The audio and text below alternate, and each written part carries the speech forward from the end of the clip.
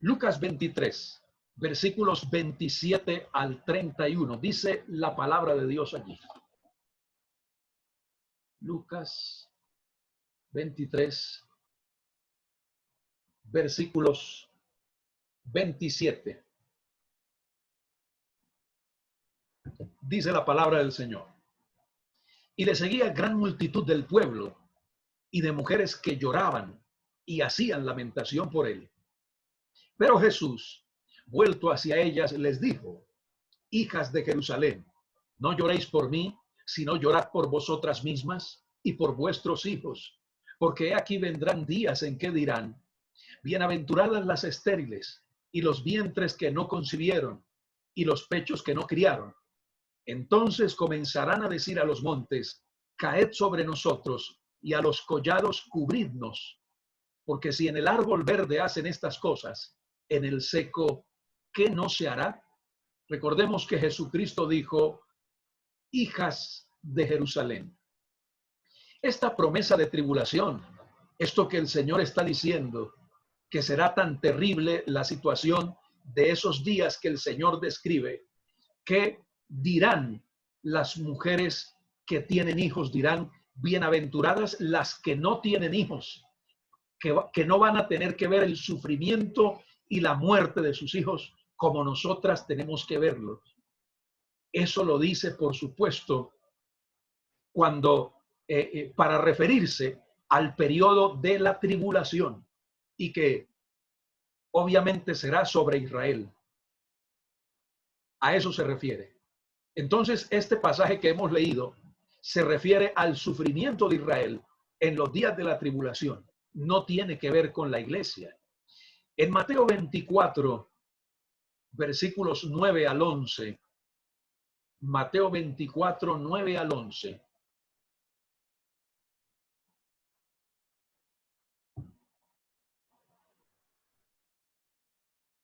Dice ahí la palabra de Dios. Dice: entonces os entregarán a tribulación y os matarán, y seréis aborrecidos de todas las gentes por causa de mi nombre. Muchos tropezarán entonces y se entregarán unos a otros, y unos a otros se aborrecerán. Y muchos falsos profetas se levantarán y engañarán a muchos, y por haberse multiplicado la maldad, el amor de muchos se enfriará. Mas el que persevere hasta el fin, este será salvo. Obviamente, este pasaje, como ya lo dije anteriormente, se refiere al periodo de tribulación que sufrirá Israel. Este pasaje está dirigido a Israel. ¿Y cómo puedo yo confirmar que está dirigido a Israel? Por ejemplo, dice el versículo 20 de Mateo 24: orad pues que vuestra huida no sea en invierno ni en día de reposo. El día de reposo fue dado a Israel, no a la iglesia. Entonces, esto se refiere exclusivamente a Israel en los días de la tribulación. Otro pasaje, mis hermanos, que habla también de persecución, está en Marcos capítulo 13, versículo 9. Marcos 13, 9 dice: pero mirad por vosotros mismos, porque os entregarán a los concilios, y en las sinagogas os azotarán, y delante de gobernadores y de reyes os llevarán por causa de mí, para testimonio a ellos. Y es necesario que el evangelio sea predicado antes a todas las naciones. Habla también acerca de persecución, de ser azotados, de ser llevados delante de gobernadores y de reyes. Esto, por supuesto, también hace referencia a la tribulación que sufrirá Israel en esos días que ya hemos mencionado, de tribulación en la tierra. Ahora, hay también otros pasajes en la Biblia que hablan de tribulación. Por ejemplo, San Juan capítulo 15. Allí el Señor le habló a sus discípulos acerca de persecución. Por ejemplo, el versículo 18 y 19, el Señor le dijo a sus discípulos: si el mundo os aborrece, sabed que a mí me ha aborrecido antes que a vosotros. Si fuerais del mundo, el mundo amaría lo suyo, pero porque no sois del mundo, antes yo os elegí del mundo, por eso el mundo os aborrece. Esto obviamente que se cumple en la iglesia. La iglesia aborrece al mundo. La iglesia es detestada por un mundo que no quiere nada con Dios y que rechaza a Dios. Entonces el Señor habló de que la iglesia pasaría por tribulación. Por ejemplo, ese pasaje. Además, por ejemplo, si nosotros miramos ahí mismo los versículos 1 y 2 del capítulo 16 del Evangelio de Juan, dijo el Señor a sus discípulos: estas cosas os he hablado para que no tengáis tropiezo. Os expulsarán de las sinagogas y aún viene la hora cuando cualquiera que os mate pensará que rinde servicio a Dios. Es decir, el Señor promete a sus discípulos que incluso podrían ser muertos. Alguien podría matarlos por causa de su fe. Y es verdad que para nosotros la iglesia, por ejemplo, mis hermanos, en el libro de los Hechos, que miremos un pasaje de la palabra de Dios para ilustrar algo aquí, hermanos. Dice, por ejemplo, Hechos 14:22. Dice: confirmando los ánimos de los discípulos, exhortándoles a que permaneciesen en la fe y diciéndoles: es necesario que a través de muchas tribulaciones entremos en el reino de Dios. Entonces, dice, por ejemplo, cuando Pablo le habla a los tesalonicenses, en el capítulo 3, versículo 3, les dice a ellos: a fin de que nadie se inquiete por estas tribulaciones, porque vosotros mismos sabéis que para esto estamos puestos. Ahora, mis amados hermanos, yo les digo algo a ustedes. Aquí se está hablando de tribulaciones. Aquí se está diciendo que a través de muchas tribulaciones entremos al reino de Dios. Pero una cosa son estas tribulaciones y otra cosa es la gran tribulación o el periodo de tribulación que se menciona en la palabra de Dios que tendrá lugar. Es decir, que la tribulación tiene un carácter escatológico cuando se refiere precisamente a ese periodo, que no tiene comparación en la escritura, a ese periodo de 7 años de tribulación. Las personas que dicen que a la iglesia se le prometió tribulación y que por eso la iglesia va a pasar por los primeros 3 años y medio de tribulación, ellos respaldan su argumento citando, por ejemplo, las persecuciones que la iglesia sufrió históricamente y las que están registradas en el libro de los Hechos, diciendo que esas persecuciones, esas muertes que sufrió la iglesia son un cumplimiento parcial de la persecución más grande que sufrirá la iglesia, que tendrá lugar en los días de la tribulación. Por supuesto que eso es un error considerarlo de esa forma, porque no podemos mezclar lo uno con lo otro.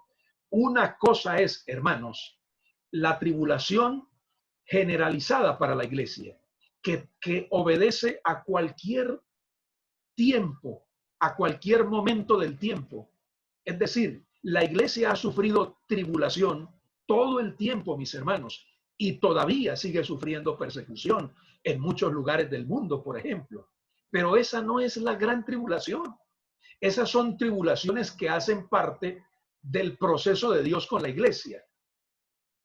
Analicemos lo siguiente, mis hermanos: la diferencia entre esas tribulaciones que la Biblia menciona que como iglesia debemos atravesar y el periodo de 7 años de tribulación que está destinado para el tiempo del fin. ¿Cuál es la diferencia? La diferencia se halla en el propósito, mis hermanos. Por ejemplo, las tribulaciones que como iglesia sufrimos tienen el propósito de parte de Dios de perfeccionar la iglesia, de pulir la iglesia, de que la iglesia se fortalezca más en la fe y se aferre más a Cristo. Pero cuando nosotros miramos el propósito de la tribulación, nosotros no encontramos que haya un propósito de perfeccionamiento, sino que el propósito de la tribulación es castigar el rechazo al Mesías, el mundo, castigar el mundo que le ha dado la espalda a Dios. Ese es el propósito de la tribulación. Y para eso, mis hermanos, debemos nosotros considerar la naturaleza de la tribulación. Me parece muy bueno que nosotros sepamos y que es un argumento, por supuesto, al hecho de que la iglesia no pasa por la tribulación, es el hecho de que nosotros consideremos la naturaleza de la semana 70 de Daniel o la naturaleza de la tribulación o la gran tribulación, como llamamos. Y para eso vamos a mirar algunos pasajes de la Biblia. Yo tengo que decir primero que he encontrado en la Biblia al menos unas 8 palabras para referirse a la semana 70 de Daniel o al periodo de tribulación de 7 años. La primera palabra que yo encuentro en la escritura es la palabra ira. Y por ejemplo, nosotros leímos en Apocalipsis 6, 16 y 17, cuando estábamos hablando de los sellos, que ese será un periodo de ira. Decíamos que la Biblia dice allí que quién podrá escondernos de la ira del Cordero, dice allí la palabra de Dios. Si miramos, por ejemplo, otros pasajes de la Biblia, como por ejemplo el libro de Sofonías, el capítulo 1, Sofonías, uno de los profetas menores en la Biblia. Sofonías capítulo 1, el versículo 15 y el 18 dice allí acerca de la tribulación. Dice, cercano está el día grande de Jehová, cercano y muy próximo. Es amarga la voz del día de Jehová, dice, gritará allí el valiente. El 18 dice, ni su plata ni su oro podrá librarlos en el día de la ira de Jehová, pues toda la tierra será consumida con el fuego de su celo, porque ciertamente destrucción apresurada hará de todos los habitantes de la tierra. Dígame si este pasaje no está hablando de la tribulación, por Dios. Si este pasaje habla de una destrucción que tendrá lugar sobre todos los habitantes de la tierra y que toda la tierra será consumida con el fuego de su celo. Así que estos versículos hablan de la gran tribulación, mis hermanos. De eso hablan. Y dice allí que será día de ira. Entonces, y obviamente, la ira de Dios ¿contra quién? Contra el mundo que le ha rechazado, contra el mundo que no ha querido rendirse a él, contra el mundo, primero contra el pueblo de Israel, a quien le ofreció la salvación, pero que fue rechazado por ellos y entregado a una muerte cruel en la cruz. Y en segundo lugar, el mundo pecador que ha rechazado al Señor, que le ha dado la espalda, que ha pisoteado su palabra, que se ha burlado de su palabra. Ese es el mundo que será objeto de la ira de Dios en ese tiempo de tribulación. Así que, mis hermanos, la pregunta es, si el tiempo de tribulación será un periodo de ira, ¿será que la iglesia tendrá algo que estar haciendo en ese tiempo de ira? ¿A la iglesia se le ha prometido la ira? ¿El Señor le ha prometido a la iglesia ira? ¿O qué es lo que ha prometido el Señor? Vamos a mirar en la primera carta a los tesalonicenses. Algo allí que nos habla acerca de lo que se le ha prometido a la iglesia.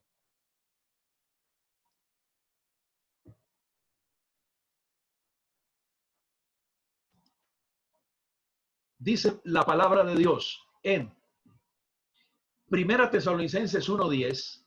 Creo que ese pasaje lo leímos al inicio, ¿cierto? Dice el versículo 10, y esperar de los cielos a su Hijo, al cual resucitó de los muertos, a Jesús, que dice, quien nos libra ¿de qué? De la ira venidera. Y cuando la Biblia dice la ira venidera, se refiere a ese periodo de tribulación. Por lo tanto, la iglesia no tendrá nada que hacer en ese tiempo de tribulación. Pero avancemos un poquitito más, hermano, porque hay más palabras que nos hablan acerca, no estoy citando todos los pasajes. Pero, por ejemplo, la palabra ira para referirse a la tribulación la encontramos en Apocalipsis 6, versículos 16 y 17. Por ejemplo, en Apocalipsis 11, 18. En Apocalipsis 14, 19. En Apocalipsis capítulo 15, versículos 1 y 7. En Apocalipsis capítulo 16, versículos 1 y 19. Ahí en Primera Tesalonicenses 1:10, donde leímos, y en Sofonías. La segunda palabra que describe el periodo de tribulación es la palabra juicio. Y esa palabra juicio la encontramos, por ejemplo, en Apocalipsis 14, el versículo 7. Allí, por supuesto, está hablando acerca de del periodo de tribulación. Y habla precisamente en el Apocalipsis, el versículo 7, que dice: es el pueblo del cielo, a un ángel que tenía el eterno, para predicarlo a los moradores de tierra, a toda nación, tribu, lengua y pueblo, diciendo a gran voz: temed a Dios y dadle gloria, porque la hora de su juicio ha llegado. Y adorad a quien hizo el cielo, la tierra, el mar y las gentes plazas. El periodo será un periodo de juicio, en el que el Señor dará juicios sobre este mundo pecador que pasó al mundo. Habla la Biblia acerca, por ejemplo, de plagas que tendrán lugar en ese mundo. Dice la palabra de Dios en el versículo 7 de Apocalipsis 16, dice: también oía otro ángel que desde el altar decía: ciertamente, Señor Dios Todopoderoso, tus juicios son verdaderos. Es decir, la palabra juicio relacionada con la tribulación, aparte de Apocalipsis 14:7, la encontramos en Apocalipsis 15:4, en Apocalipsis 16, los versículos 5 al 7, y Apocalipsis 19:2 es otro de los pasajes donde encontramos nosotros que habla acerca de eso. Por ejemplo, Apocalipsis 19:2 dice: porque sus juicios son verdaderos y justos, pues ha juzgado a la gran ramera que ha corrompido a la tierra con su fornicación y ha vengado la sangre de siervos de mano de ella. La palabra con la cual se describe la tribulación es la palabra juicio. Ahora, es la palabra juicio, por ejemplo, ¿qué es lo que se ha prometido a la iglesia? A la iglesia no le ha prometido que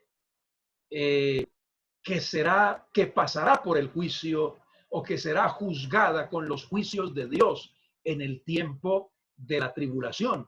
No es eso lo que dice la palabra de Dios. Lo que nos dice la palabra de Dios es que la iglesia será librada de estos juicios que tendrán lugar aquí en la tierra. Creo que hay un versículo que lo dice más claramente. Voy a ver si lo puedo ubicar. Nuevo Testamento.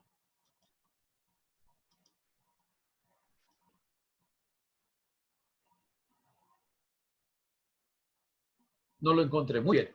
De todas maneras, hemos leído versículos que el tiempo de tribulación sea un tiempo de juicio. Dios juzgará al mundo por sus digamos, si vamos a hablar de juicio para la iglesia, lo único que la iglesia va a pasar después del acto es del tribunal de Cristo. Bien, vamos un momento a Isaías capítulo 26, tenemos la otra palabra que Biblia utiliza para referirse o para decir ese periodo de tribulación.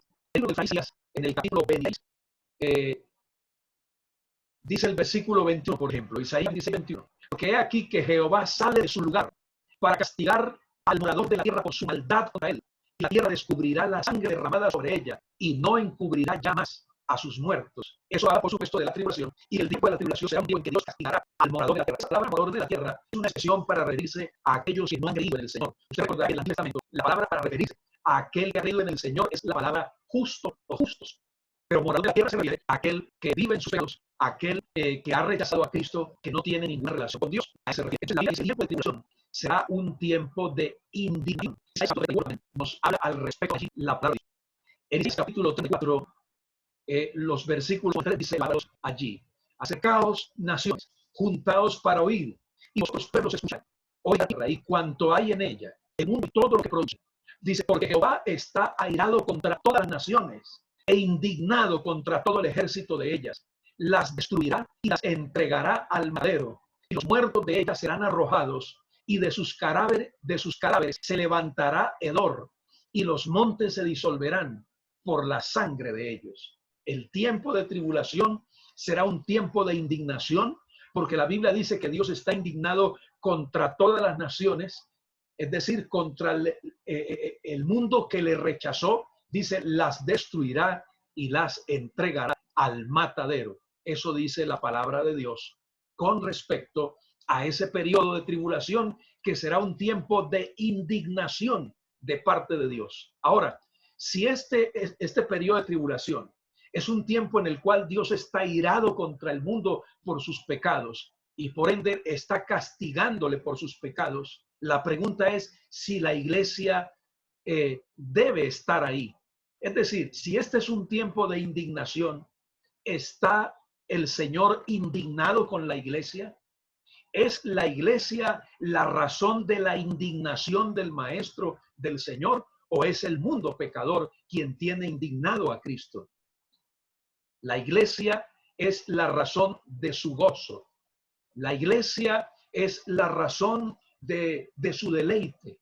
La iglesia es el gozo del Señor, porque la Biblia dice en Isaías 53 que verá el fruto de la aflicción de su alma y quedará satisfecho. Y la iglesia es el resultado de el sacrificio efectivo de Cristo que nos pudo salvar a nosotros. Como el tiempo de tribulación es un tiempo de indignación, la iglesia no tiene nada que hacer en el tiempo de tribulación. No estará la iglesia durante ese periodo de tribulación. Pero también la Biblia dice que será un tiempo de castigo. Isaías capítulo 24, quizá el pasaje más, uno de los pasajes que más hablan acerca de la tribulación desde el Antiguo Testamento, es Isaías capítulo 24, versículos 20 y 21. Dice allí, temblará la tierra como un ebrio y será removida como una choza, y se agravará sobre ella su pecado y caerá y nunca más se levantará.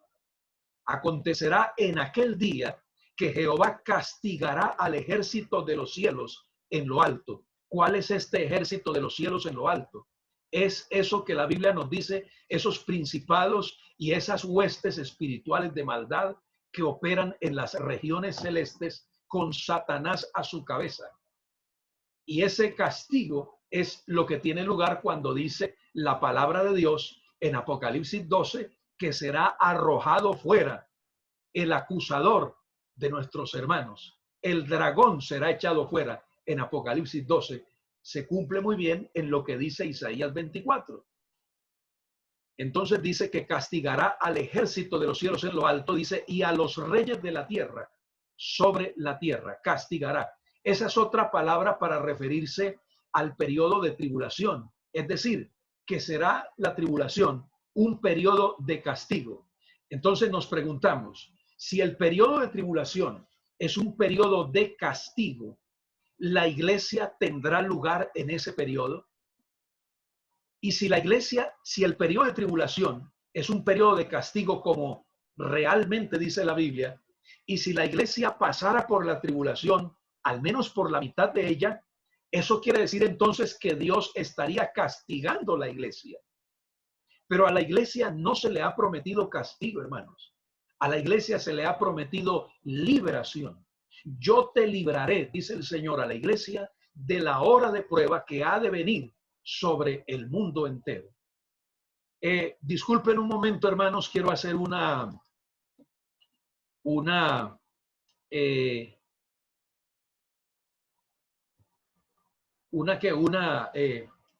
pregunta, hermanos. Quisiera saber si todos están escuchando bien, porque hay algunos, no sé si sea problema de mi micrófono o el de ustedes allá en casa. ¿Se está escuchando bien?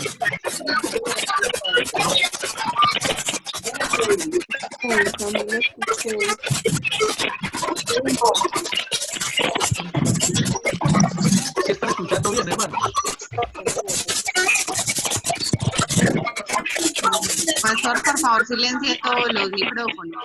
¿Cómo? ¿Están escuchando bien, hermanos? ¿O no? Ayúdenme para yo saber cómo.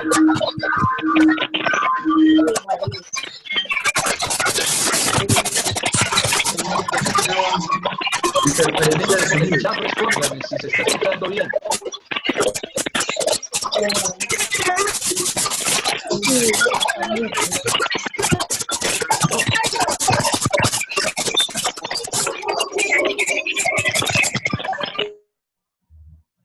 Para saber si puedo continuar. Amén, ya. Ya, pastor. ¿Listos? ¿Sí se está escuchando bien? Amén. Ya veo manita arriba. Ok. Listo. Ya pueden silenciar sus micrófonos y continúo entonces. Recuerden, hermanos, que si hay alguna pregunta alusiva con el tema, la escribe en el chat, en la parte de abajo, al lado de el icono verde que dice compartir pantalla, dice chatear. Y usted puede escribir su pregunta ahí. Si le da mucha lidia escribirla, simplemente me dice, pastor, tengo una pregunta, y yo le habilito el micrófono para que pueda formular su pregunta y podamos responder. Ya voy a entrar a la parte de las preguntas. Bien, entonces, mis hermanos, otra palabra, por ejemplo, en Apocalipsis 3:10, que ya mencioné ese versículo, esa cita bíblica, habla de una hora de prueba para probar a los que moran sobre la tierra. Entonces, hermanos, el propósito de la tribulación no es probar a la iglesia, ahí no habla de probar para probar a la iglesia, dice a los que moran sobre la tierra. Y esa expresión, los que moran en la tierra, se refiere a aquellas personas que no son la iglesia, que no creen en el Señor. ¿No creen, hermanos, que si en la tribulación hubiera, digamos, algún propósito de parte de Dios, por el cual Dios pasara a la iglesia para perfeccionarla y para probarla, ¿usted no cree que en la Biblia encontraríamos nosotros referencias específicas a ese periodo? Se nos diría específicamente en la Biblia, como el Señor dijo muchas veces, de cierto os digo, se nos diría en la palabra acerca de estar preparados al pasar por la tribulación. Pero es que nosotros no tenemos en la Biblia ningún pasaje que hable de que la iglesia pasa por la tribulación y que la iglesia debe estar preparada para pasar por ese periodo de tribulación. La Biblia sí dice que nosotros como iglesia tendremos tribulaciones, pero una cosa son esas tribulaciones al periodo de tribulación de 7 años. No podemos confundirlo uno con lo otro. Entonces, la hora de prueba ha de venir sobre aquellos que no son la iglesia, que no conocen al Señor. Jeremías 37 es otro pasaje. Jeremías 37. Hermano, mire, este es quizá uno de los pasajes más comunes que hablan acerca de la tribulación y que esta tribulación va dirigida principalmente a Israel. Dice Jeremías 34. Estas pues son las palabras que habló Jehová acerca de Israel y de Judá. Note muy bien eso, acerca de Israel y de Judá. Porque así ha dicho Jehová, hemos oído voz de temblor, de espanto y no de paz. Inquirid ahora y mirad si el varón da a luz, porque he visto que todo hombre tenía las manos sobre sus lomos como mujer que está de parto, y se han vuelto pálidos todos los rostros. Dice 37, cuán grande es aquel día, tanto que no hay otro semejante a él. Y usted estará de acuerdo conmigo que este día se refiere al periodo de tribulación, porque la Biblia dice tanto que no hay otro semejante a él. Y usted sabe que el periodo de tribulación es un periodo cual nunca jamás ha habido en la historia bíblica o en la historia del mundo. Nunca ha tenido lugar una tribulación como la que tendrá lugar en ese tiempo. Dice tiempo de angustia para Jacob. Cuando la Biblia dice tiempo de angustia para Jacob, se refiere a que será para Israel ese tiempo de angustia. Es decir, que el propósito de la tribulación va dirigido primero hacia Israel, castigándolo Dios por su rebeldía, porque cambió a Dios por los ídolos, porque rechazó al Mesías cuando fue enviado a ellos para que ellos fuesen salvos. Dice, tiempo de angustia para Jacob, pero de ella será librado. Ojo que de ella será librado no se refiere a que todo Israel será librado, sino un remanente de Israel que será salvo en los días de la tribulación. A eso se refiere. Entonces, muy importante que tengamos pendiente eso. Repito, entonces, la tribulación, por ejemplo, en el libro de Joel, el capítulo 2, el versículo 1 y 2 de Joel 2 dice, tocad trompeta en Sión y dad alarma en mi santo monte. Tiemblen todos los moradores de la tierra. Aquí está hablando de un juicio que tendrá lugar sobre todos los moradores de la tierra, es decir, un juicio de alcance mundial, porque viene el día de Jehová. Les recuerdo, mis hermanos, que el día de Jehová es una expresión del Antiguo Testamento que corresponde con el día del Señor que se menciona, por ejemplo, en la carta de Pedro en el Nuevo Testamento. Día de Jehová, día del Señor, se refieren exactamente a lo mismo y se puede referir al periodo completo de tiempo, que es un periodo largo, que va desde que comienza la tribulación hasta que termina con el juicio del gran trono blanco. O puede referirse exclusivamente a la tribulación. Dice, porque viene el día de Jehová, porque está cercano, dice, día de tinieblas y de oscuridad, día de nube y de sombra, como sobre los montes se extiende el alba, así vendrá un pueblo grande y fuerte, semejante a él, no lo hubo jamás, ni después de él lo habrá en años de muchas generaciones.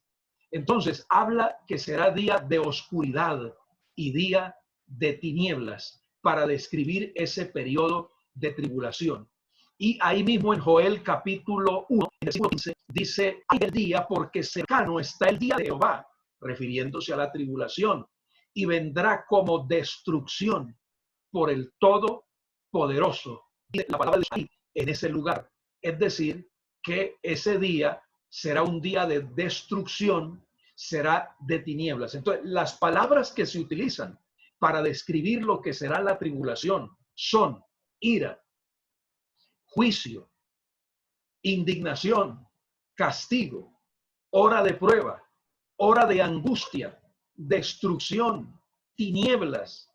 Estas 8 palabras son palabras que muy bien nos pueden a nosotros enseñar el propósito de la tribulación. Es decir, mis hermanos, que la tribulación será un periodo de ira, de destrucción, de tinieblas, y como será un periodo de esas características, la iglesia no va a pasar por ese periodo, porque a la iglesia no se le ha prometido ira, sino que será librada de la ira. A la iglesia no se le ha prometido destrucción, sino salvación.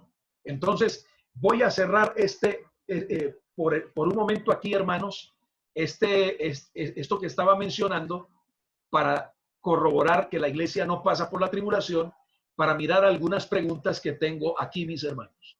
Bueno, bien, tengo aquí una pregunta. Dice, tengo entendido que el evangelio será predicado a todo el mundo y luego el fin. Pero escuché decir que esto será cuando Cristo venga en su segunda venida, que será el cumplimiento de esto. Bueno, esta pregunta que me hacen aquí a través del chat es, ¿cuándo se cumplirá eso? Porque la Biblia dice en Mateo 24, y será predicado este evangelio del reino para testimonio a todas las naciones, y entonces vendrá el fin, dice la palabra de Dios. Pues bien, mis hermanos, lo que yo creo es que el tiempo cuando se cumple eso no es este tiempo que nosotros estamos viviendo aquí en la tierra, que no será precisamente este tiempo. Quiero que miremos en el libro de Apocalipsis, un momentito. Será 16.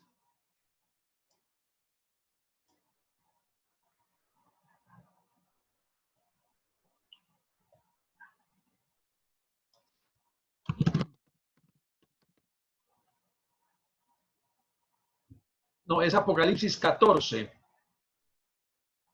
Apocalipsis 14:6 dice: vi volar por en medio del cielo a otro ángel que tenía el evangelio eterno para predicarlo a los moradores de la tierra, a toda nación, tribu, lengua y pueblo, diciendo a gran voz: temed a Dios y dadle gloria, porque la hora de su juicio ha llegado, y adorad a aquel que hizo el cielo y la tierra, el mar y las fuentes de las aguas. Hermanos, ese es el momento, ese es el tiempo cuando yo creo que se cumplirá eso de que el evangelio será predicado a todas las naciones. Yo creo que el Señor Jesucristo vendrá, levantará la iglesia, y aún el evangelio no será predicado en todas las naciones, sino que, es decir, porque es que la cuestión es obvia. Si el evangelio habrá sido predicado a todo el mundo, a todas las naciones, entonces, ¿por qué se va a predicar el evangelio en los días de la tribulación? La razón es porque solo hasta ese tiempo se cumplirá esa palabra de que el evangelio será predicado por un ángel a todas las naciones. Porque si usted lee Apocalipsis, después de esa predicación del ángel que predica el evangelio eterno, usted se da cuenta que ya el fin ya no hay, esa será la última oportunidad de Dios para el mundo pecador que viva en los días de la tribulación. Voy a mirar si hay otra pregunta por acá. Bien, las 8 palabras ya las dijimos. Tinieblas. Me están pidiendo que repita las 8 palabras que describen la tribulación. Dijimos, primero, ira. Segundo, juicio. Tercera, indignación. Cuarta, castigo. Quinta, hora de prueba. Sexta, hora de angustia. Y séptima, destrucción. Y octava, tinieblas. Tinieblas. Bien, aquí hay otra pregunta. Dice, algunos dicen que el anticristo ya está aquí en la tierra. ¿Es posible que el anticristo esté en estos momentos? Bueno, digamos que eso es difícil determinarlo. No podemos determinar nosotros si está o no está. Podemos decir, digamos, conjeturando que podría estar. Lo que sí es claro es que el anticristo no puede manifestarse. Es decir, aunque el anticristo pudiera estar en estos momentos en la tierra, es decir, que ya haya nacido, que ya esté habitando este planeta, podría estar. Pero de ahí a manifestarse, solo el anticristo se podrá manifestar cuando la iglesia sea levantada. Cuando la iglesia sea levantada. ¿Alguna otra pregunta, mis hermanos?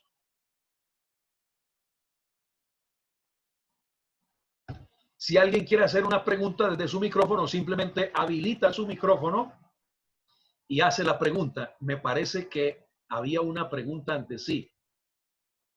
Ah, no. Me pareció ver que el hermano Juan David había hecho una pregunta.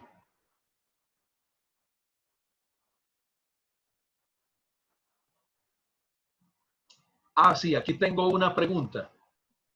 Pastor, ¿es la tribulación donde se va a dar la marca de la bestia? La marca que menciona Apocalipsis. Ustedes saben, mis hermanos, que con respecto a esto del 666 y de la marca de la bestia, hay mucho acerca de esto que se especula. Se especula mucho acerca de esto. Y algunos, por ejemplo, han hasta mencionado que el código de barras es la marca de la bestia. Otros en su momento dijeron que el código de barras. Otros hablan, por ejemplo, del microchip, como que será la marca de la bestia. Sin embargo, mis hermanos, aunque en el mundo que nosotros vivimos, vemos, por ejemplo, la tecnología del microchip, que sería, digamos, una forma que pudiera utilizar el anticristo para marcar a las personas en los días de la tribulación, aunque pudiera ser, También nosotros podríamos decir que como no sabemos el tiempo, puede ser que de aquí a ese momento se invente una tecnología aún más sofisticada que la tecnología del microchip y que sea esa la que el anticristo vaya a utilizar en su tiempo. Por lo tanto, digamos que con respecto a la marca de la bestia, ¿cómo va a ser? Lo único que nosotros podemos decir es lo que Apocalipsis capítulo 13 dice acerca al respecto de cómo será la marca de la bestia, que dice que en Apocalipsis 13:16 dice, y hacía que a todos, pequeños y grandes, ricos y pobres, libres y esclavos, se les pusiese una marca en la mano derecha o en la frente, y que ninguno pudiese comprar ni vender, sino el que tuviese la marca o el nombre de la bestia o el número de su nombre. Aquí hay sabiduría, el que tiene entendimiento cuente el número de la bestia, pues es número de hombre y su número es 666. No podemos decir si el número va a ser exactamente el 666. Usted sabe que hace algún tiempo atrás un loco llamado José Luis de Jesús Miranda, un falso profeta, hizo que sus seguidores se tatuaran el número 666 y les hizo creer que según era el número de Dios.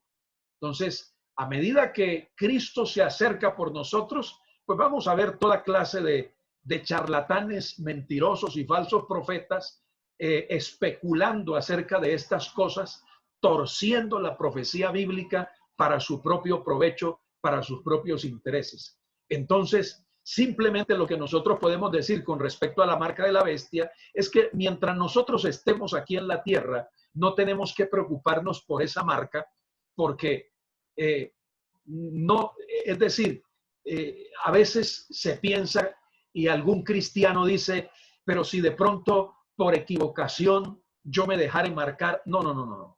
El anticristo no podrá marcar a la iglesia, porque cuando el anticristo vaya a marcar a los que va a marcar, la iglesia ya no va a estar. Por eso a nosotros la iglesia no nos debe preocupar la marca de la bestia, porque yo creo que ni vamos a conocer qué clase de marca es, ni nos interesa saberlo. Lo único que nos interesa a nosotros como iglesia es conocer al Señor, aquel que nos salvó a nosotros, aquel que dio su vida para salvarnos a nosotros los pecadores. Eso es todo lo que yo quiero ver, a mi Señor y a mi Cristo. Muy bien, gracias a los hermanos que están haciendo sus preguntas. Bueno, tenemos aquí otra. Pastor Samuel, la bestia que se habla en Apocalipsis y los cuernos y la mujer que está montada en la bestia, ¿es verdad que se refiere al Papa que está en Roma y las 7 cabezas son las grandes potencias que le entregan el poder al Papa? Bien. Bueno, mis hermanos, nosotros en la Biblia no podemos decir, por ejemplo, como algunos irresponsablemente han dicho, que el Papa será el anticristo. Eso sería especular. Usted sabe que nosotros tenemos que ser muy respetuosos de la escritura y de la profecía bíblica, y lo que nosotros podemos asegurar es lo que la Biblia nos permite asegurar. Nosotros no podemos asegurar nada con base a especulaciones, a algo que podría ser. Es verdad que la Biblia habla de la gran ramera, de la gran Babilonia, y que por supuesto, mis hermanos, tiene mucho que ver con lo que la Biblia, con lo que nosotros conocemos acerca del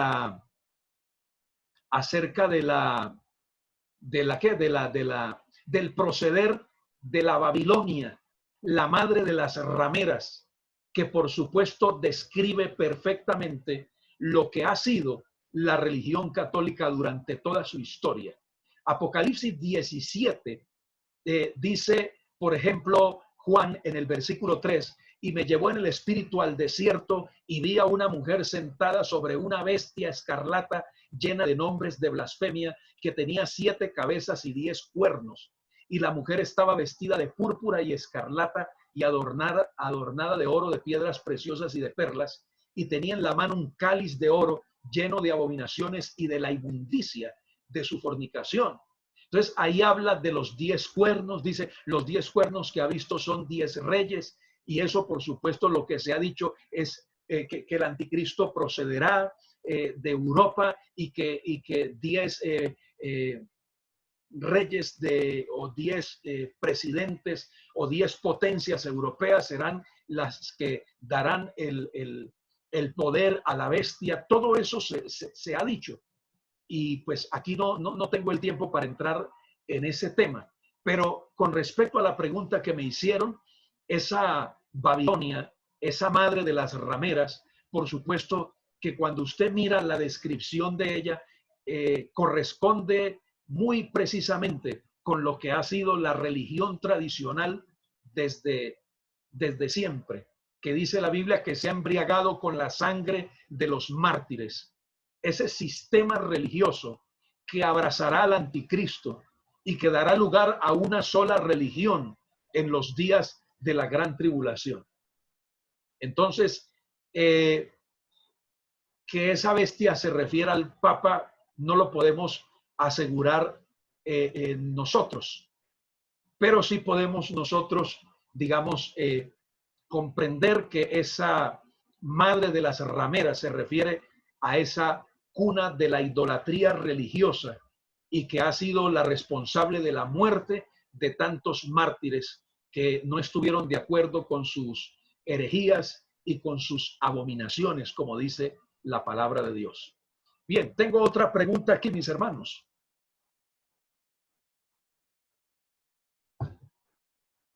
¿En qué momento será la gran tribulación? Yo entiendo que la pregunta es la siguiente.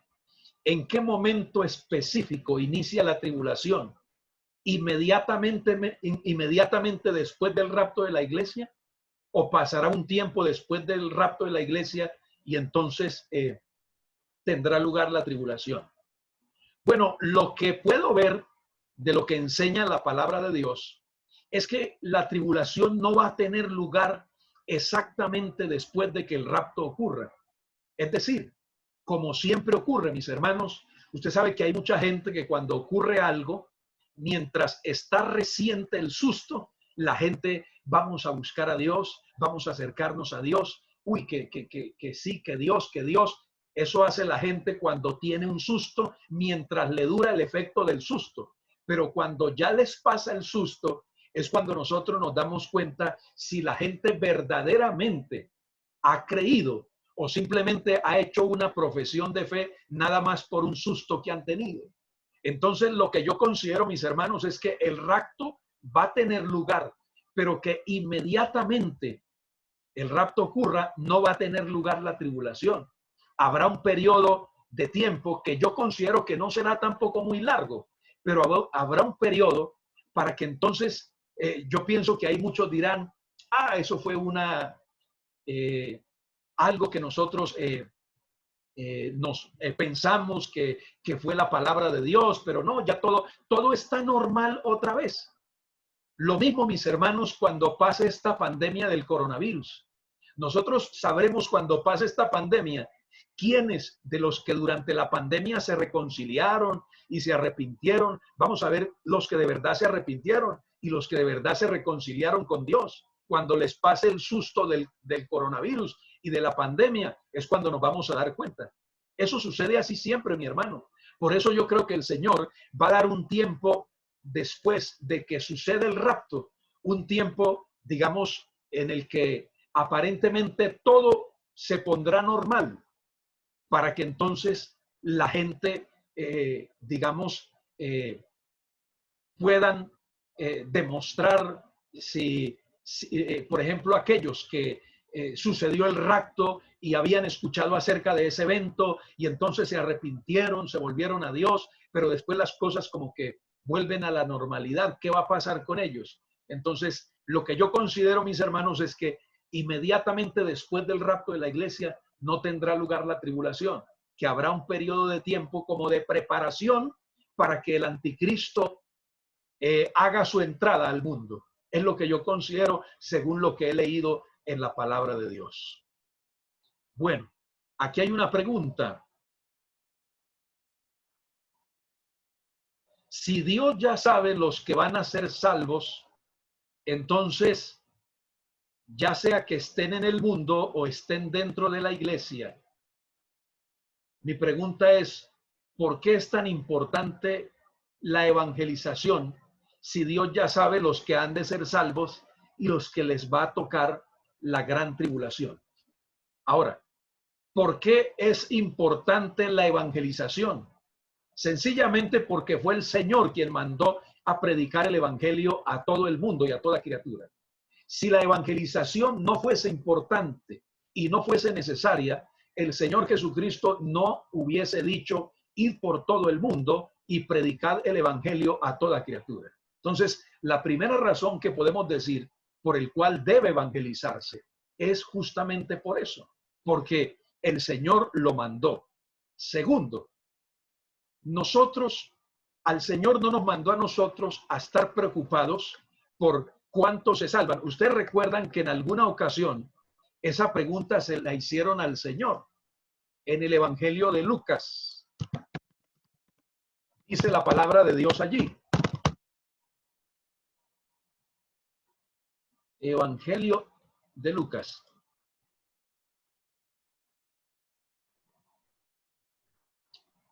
Bendito Dios. Lucas capítulo 13. El versículo 22 dice, pasaba Jesús por ciudades y aldeas, enseñando y encaminándose a Jerusalén. Y alguien le dijo, Señor, ¿son pocos los que se salvan?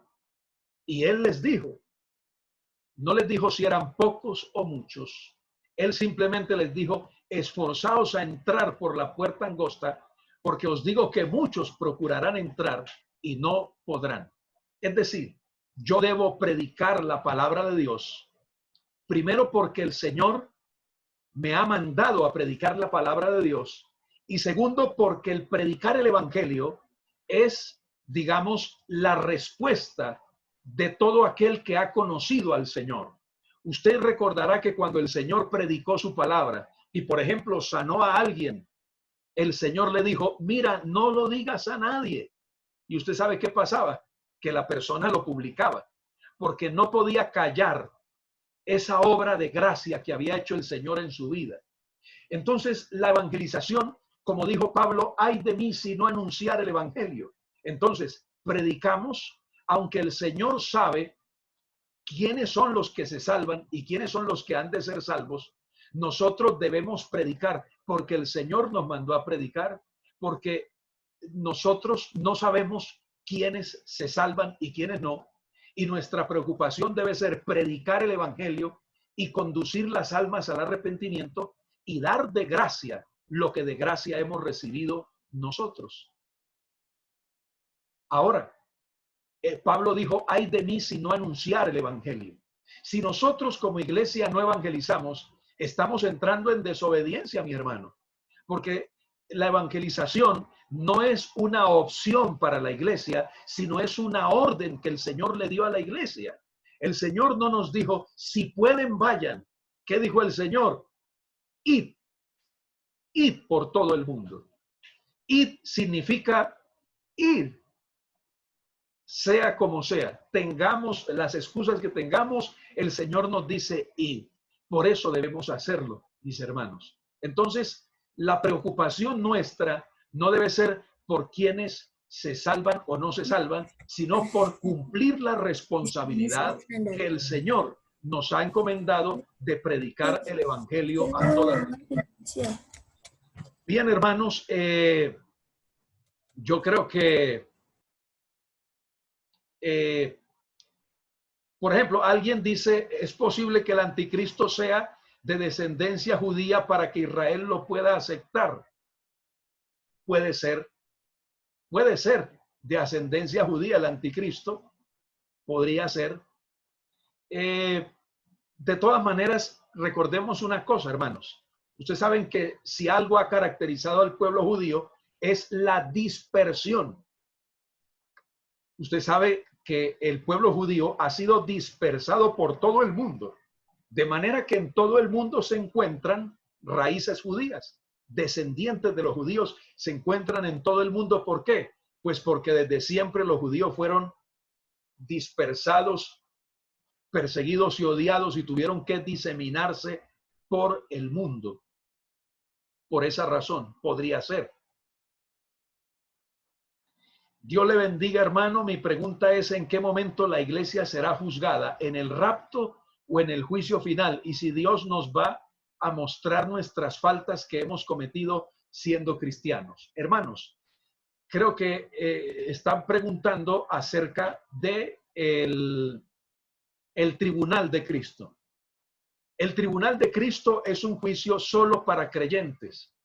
En el tribunal de Cristo no se juzgará la salvación de nadie, sino las obras de cada uno. Es decir, nuestro servicio a Dios será expuesto en ese juicio. No será un juicio para vergüenza, mis hermanos. Será simplemente un juicio de recompensas, un tribunal de recompensas. Eso será, y es lo que tendrá lugar inmediatamente después del rapto de la iglesia. La iglesia va a pasar por el tribunal de Cristo. ¿Por qué la iglesia tiene que pasar por el tribunal de Cristo después del rapto de la iglesia?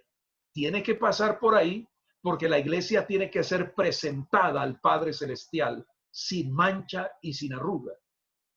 Como dice Apocalipsis, que sus vestidos son blancos y resplandecientes como lino fino. Por eso necesitamos pasar por el tribunal de Cristo, para que seamos, digamos, para que seamos finalmente perfeccionados, para que recibamos el último toque antes de celebrar las bodas en la presencia del Padre Celestial y de los ángeles. Bien, mis hermanos, yo creo que ha sido suficiente. Espero que hayamos podido aprender algo de la palabra del Señor y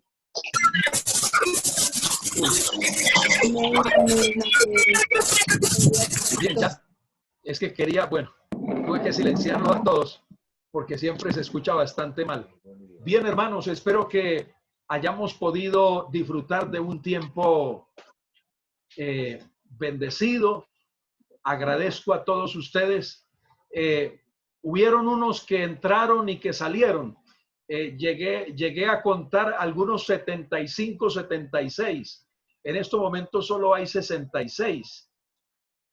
No sé si algunos de pronto por cuestión del internet que se salían. Yo vi algunos que salían y entraban, de pronto problemas con el internet. Pero hermanos, para mí ha sido una felicidad muy grande verlos, escuchar a los que pude escuchar y que podamos haber tenido este tiempo especial para edificarnos. Gracias por su comentario y por su participación, hermano Germán. Dios lo bendiga a todos, hermanos. Los bendiga a todos.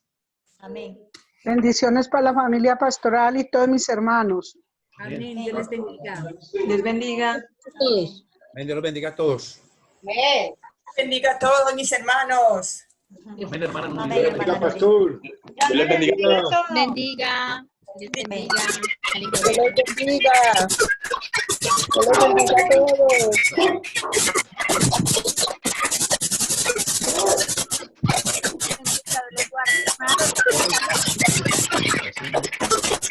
Ana Rosalba Pulido, Dios la bendiga, me alegro verla.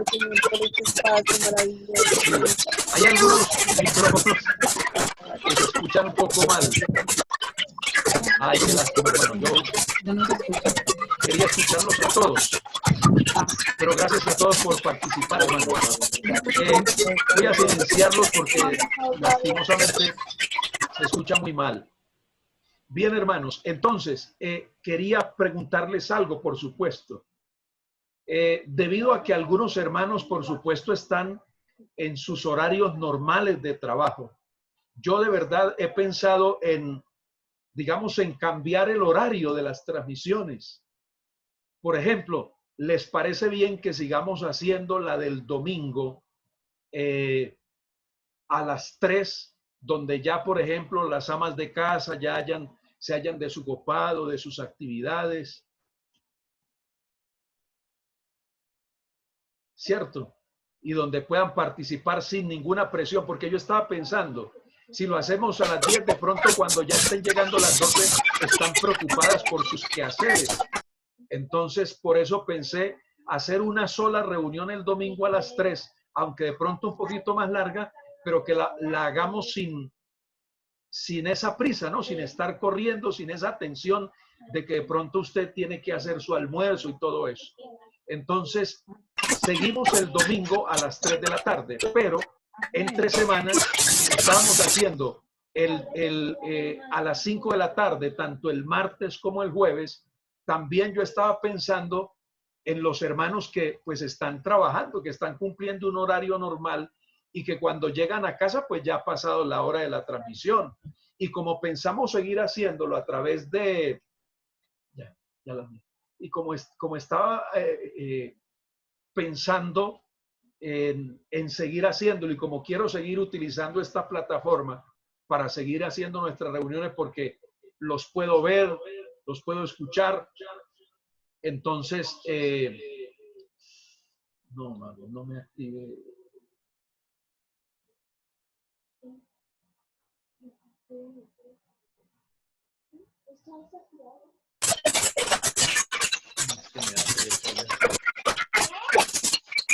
Disculpen, voy a resolver aquí una dificultad que tengo.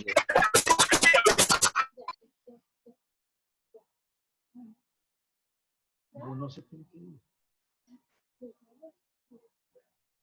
Bien, hermanos, entonces no sé a qué hora sería conveniente el día jueves y el martes que nos volvamos a encontrar. A las 7 estaría bien.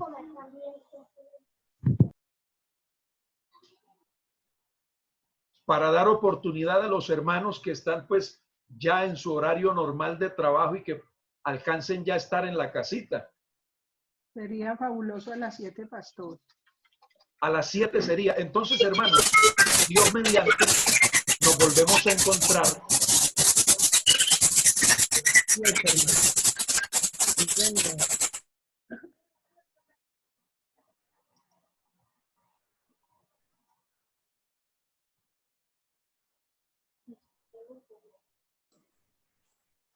Ya, pastor. Bien. Entonces, sería el martes para nuestro servicio de oración a las 7 de la noche y el jueves a las 7 de la noche una vez más. Del coso este, pero no. ¿Les parece así, hermanos? Amén. Amén, pastor, amén.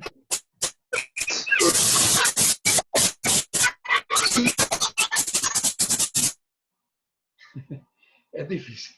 Bien, hermanos, entonces vamos a orar y damos gracias a Dios por este tiempo, para dar por concluido este tiempo, este servicio. Y